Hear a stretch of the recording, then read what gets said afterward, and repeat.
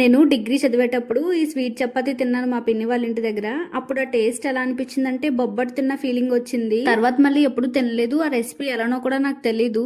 మొన్న ఇన్స్టాగ్రామ్ లో ఒక వీడియో చూసాను, సేమ్ ఇలానే చేశారనమాట. అప్పుడు అనుకున్నాను, ఓహో అది ఇదే కదా, ఒకసారి ట్రై చేద్దాము అని చెప్పేసి. స్వీట్ చపాతీకి పెద్దగా ఐటమ్స్ ఏం అక్కర్లేదు, గోధుమ పిండి షుగర్ ఉంటే చాలు, చాలా సింపుల్ గా చేసుకో. కానీ టేస్ట్ మాత్రం చాలా బాగుంది. మనం రెగ్యులర్ గా చపాతీలు చేసుకుంటాం కదా, అలా పిండిని కలిపేసుకుని పక్కన పెట్టుకోవాలి. కొంచెం పిండిని తీసుకుని బొబ్బట్టికి మనం మధ్యలో పూర్ణం ఎలా పెడతామో అలాగా షుగర్ వేసేసుకోవడమే. షుగర్ వేసుకుని మళ్ళీ క్లోజ్ చేసి ఈసారి చపాతీ చేసేసుకోవడమే. చపాతీని నేను నెయ్యితో కాల్చుకుంటున్నాను. మీకు నెయ్యి ఇష్టం లేదనుకుంటే నూనెతో కూడా కాల్చుకోవచ్చు. చపాతీని కాల్చేటప్పుడు స్టవ్ ని సిమ్ లో పెట్టేసుకోండి. అలా అయితేనే షుగర్ అంతా కరిగి క్యారమెల్ అవుతుంది. అప్పుడే టేస్ట్ చాలా బాగుంటది.